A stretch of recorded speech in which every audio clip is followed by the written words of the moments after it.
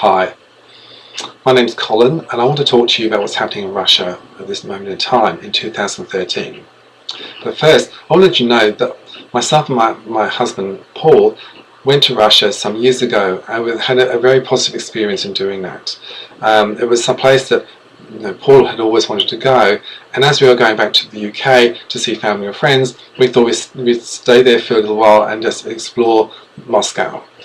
And it was a positive experience. When you hear all those negative and dark things from the media about Russia, when you go there you think, what would you expect? And you don't see that level of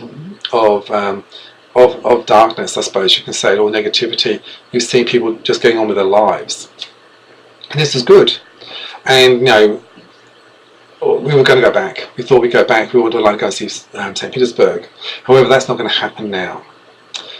Because what's happened now is, in 2013, even though homosexuality is legal in Russia, President Putin and his government have passed laws to make any form of expression of homosexuality, whether that's just affection between two people, whether that's a poster, whether that's a gay lesbian group, support group, whether that is a gay pride march, whatever it is, doesn't matter what it is, and it doesn't matter whether you're gay or straight. If you are participating or in this display, you will be arrested, you will be fined, and you will be imprisoned.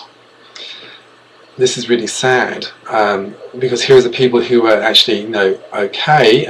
I'm not saying that Russia didn't have a level of homophobia, but people were just getting on with their lives, and now people are having to watch out for themselves very carefully. If you are arrested, the chances are that you will be bashed. You will not get a fair go in the legal system, and that's not on. That's not on. Not only that is, police will stand by while you are being bashed. And when I'm saying bashed, this isn't just a punch in the face. This is hospitalization.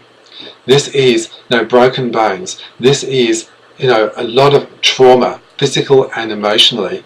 There is trauma given to the victim there, and no one does anything about it.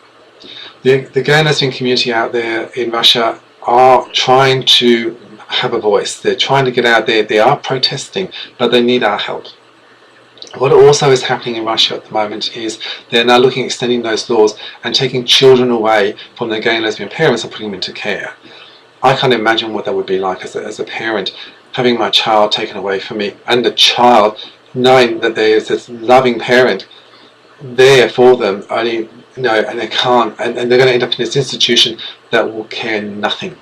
That will care nothing, and even has the possibility of teaching them to hate their parents, to distrust their parents, to break down that family unit. That is totally unacceptable. So many of us are saying, no, President Putin, no, Russian government, we're not going to let you get away with this that easily. And what's really positive about that is that next year, in 2014, we have the Sochi Olympics, which is the Winter Olympics occurring in Russia. And that gives us an opportunity to raise the question about the safety, not just for the people in Russia with these anti-gay laws, but also athletes and visitors to Russia at that time. Now, various discussions have occurred, and you'll hear from one part of Russia, President Putin will say, but we will suspend the laws at that time. Very interesting. I'll get back to that in a minute. We'll suspend those laws and it will be okay. Other lawmakers are saying, no, we won't. If you express any form of homosexuality, whether you are gay or straight, if you try and support, if you wear even a badge that actually supports gays and lesbians, you wear a t-shirt, whatever, carry a rainbow flag, you hold hands, it doesn't matter, you will be subject to the laws of that country. So it faces both athletes and visitors at risk. Once again, not good enough. Not good enough. And I want to, this is not new. This has happened before. And those who are old enough will remember this has happened before. This is history repeating itself. In 1936, in the Berlin Olympics, Hitler made sure all posters, all anti-Semitic information was removed out of sight, out of mind when they held the Olympics. Later, what happened was Jews, homosexuals, gypsies, anyone who was deemed to be unacceptable, a threat, whatever, were taken away. They were murdered, they were tortured, imprisoned, incarcerated, whatever you want to call it. They were treated appallingly. And the world looked on, and then there was war.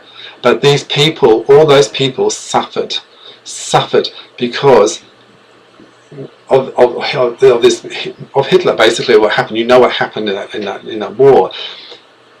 But the Olympic movement did nothing. They knew things were happening in Berlin, but they turned a blind eye, and that was the result. Now we're coming up to 2014 in Russia, and we're seeing a group of people being oppressed. We are having a group of people who are being unfairly. There is no reason for this to occur. It is total, homophobia. It is bigotry. It is religious, religious input that turn around and is trying to make people into something evil, and they're not. This is happening again. These people are being placed at risk. And what President Putin says, oh well, when you come here for the Olympics, we'll hide all that. This won't happen. Okay, so when we go, you'll just go out there and bash the lot out anyway. No, we can't do this. We can't let this happen. So what we're saying is we need to do something about that. So an ideal opportunity is the Winter Olympics. So we need to get through to the Olympic Committee, the International Olympic Committee. You've got to do something about this. You can't just turn around and turn a blind eye. And that's what they're doing. They're trying to keep it going. They're trying to even tell athletes and visitors, well, you just have to abide by the laws. So, okay, so in 1936 in the Berlin Olympics, Jews had just abided by the laws, and that was okay to later on have them gassed, murdered, tortured, violated. That was okay, Olympic Committee. Well, it wasn't okay then, and it's not okay in 2013, not okay in 2014. You've got to do something about it. Right, what else is going to happen is we're looking at the sponsors of the Winter Olympics. Now, there are a number of sponsors. Two of them are Coca-Cola and McDonald's. There are others as well. In October this year, in 2013, on the 5th of October, 6th and 7th, we are boycotting the Coca-Cola and the McDonald's brands. It is really important to get the message out there, because they too say, oh, we are very inclusive for the gay and lesbian community. However, we're not going to say anything about this to President Putin and Russia to say, well, hang on, if you want our sponsorship, you're going to have to repeal your laws. No, we'll just carry on and let it happen as though everything's fine. But it's not okay. It's not okay, guys. You're going to have to do something about it too. So we are trying to get the message across to all these people. We need your help. So we need to get you to go and contact your MPs, or politicians, your Russian or consulates or embassies in the country that you're in. You need to contact Coca-Cola and McDonald's, and you need to get involved. You need to get involved and find out what to do, who to contact.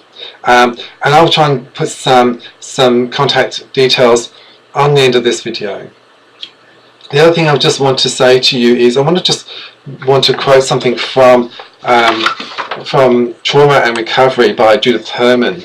I found this really important, and I hope you will understand this. She says, it is very tempting to take the side of the perpetrator.